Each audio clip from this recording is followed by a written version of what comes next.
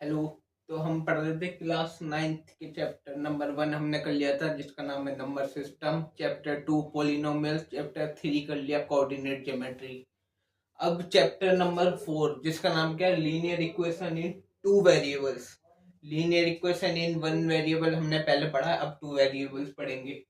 तो linear equation in two variables क्या होता है, जैसे लिखा हो ए x plus B Y plus C equal to 0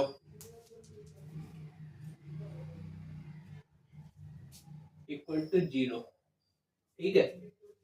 तो linear equation in two variable, यहाँ वेरिएबल क्या होते हैं, वेरिएबल ये वेरिएबल क्या होते हैं, x y z a b c d, कोई भी अल्फाबेटिकल लेटर। तो एक्स वाई वेरिएबल कितने हैं, दो। एक्स और वाई दो वेरिएबल है, तो टू वेरिएबल्स।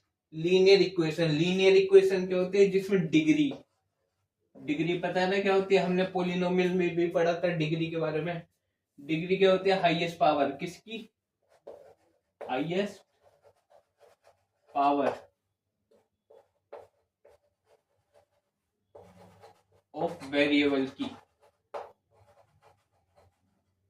वेरिएबल की हाईएस्ट पावर को डिग्री बोलते हैं। तो डिग्री कितनी होनी चाहिए, 1। अगर डिफॉल्ट डिग्री कितनी है, 1, तो कौन सी है, लीनियर इक्वेशन।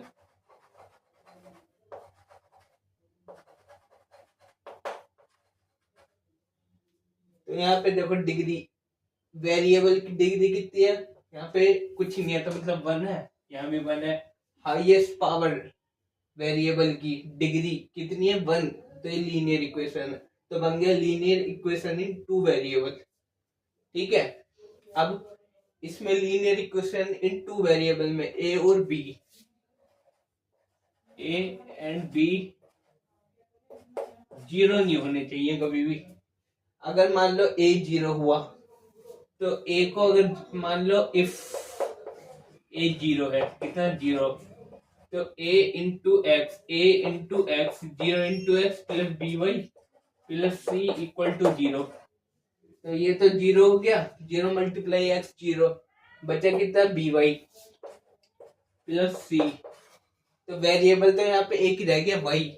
तो अब लीनियर इक्वेशन ही वन वेरिएबल बन गए, तो हमें चाहिए टू वेरिएबल। तो ऐसे अगर बी को 0 कर दे तो ये टर्म 0 हो जाएगी। बी को 0 कर दूं अगर मैं, इफ बी 0 हो जाए, तो ए एक्स तो ऐसे रहेगा, बी की जगह 0, 0 रखा, 0 से वाई के मल्टीप्लाई करी, 0 प्लस सी बचा, ये आएगा। तो ये तो linear equation in one variable है। लीनियर इक्वेशन है, वन है पावर, वन वेरिएबल, एक ही वेरिएबल एक्स, हमें टू वेरिएबल चाहिए, तो इसलिए ए और बी 0 नहीं होने चाहिए। उसके बाद, और ए भी है क्या, बट इज ए और b, a and b are real numbers है, रियल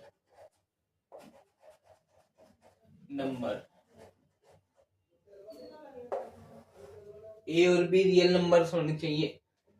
ठीक है। उसके बाद ए बी रियल नंबर होने चाहिए, लीनियर इक्वेशन।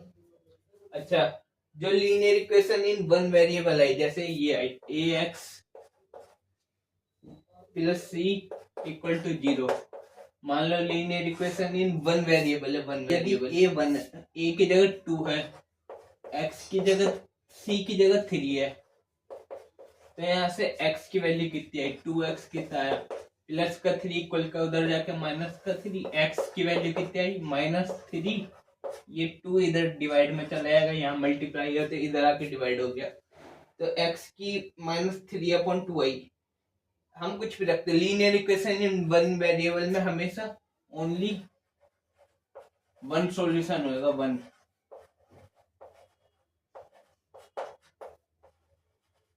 लीनियर इक्वेशन में वेरिएबल है, एक ही सॉल्यूशन होता है, एक ही वैल्यू आती है एक्स की।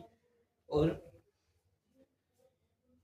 अच्छा यहाँ देखो ना, यदि ये है ये वाली linear equation in two variable, a x plus B Y plus C equal to 0। इसमें कई सारी हो सकती है वैल्यू। कैसे?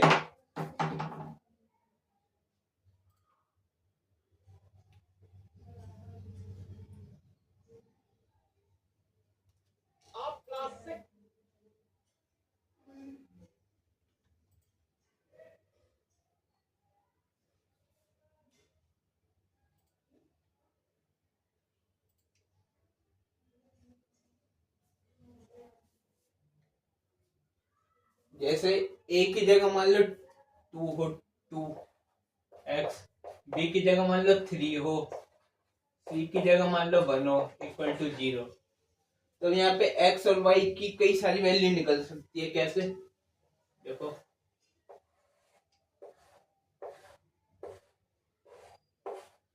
x y, यदि हमने x पे 0 रखा तो इसको सोल्व करो। देखो x पे 0 रखा, ये टर्म 0 हो गई। 3y प्लस प्लस का उधर जाके माइनस का 1 हो गया, ये हो गया। 2x वाली टर्म 0, 3y इक्वल टू -1 हो गया, ये प्लस का 1 इक्वल के उधर जाके माइनस का 1। y की वैल्यू कितनी आ गई? -1/3। कितनी आ गई? -1/3।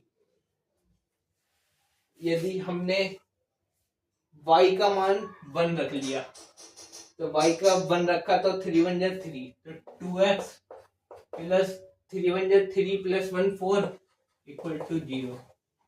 तो 2x इक्वल टू -4 और x कितना आएगा? -4/2। ये से कट गया -2, 1 रखा तो x को -2। ऐसे ही x की अलग अलग वैल्यू रखेंगे, y की अलग अलग आएगी, y की अलग अलग वैल्यू रखेंगे, x की अलग अलग वैल्यू आएगी। तो इसमें मैनी सॉल्यूशन हो सकते हैं। कितने सॉल्यूशन होंगे लीनियर इक्वेशन इन 2 वेरिएबल में? इनफाइनाइट होंगे, infinite many solution, infinite many solution होंगे। अब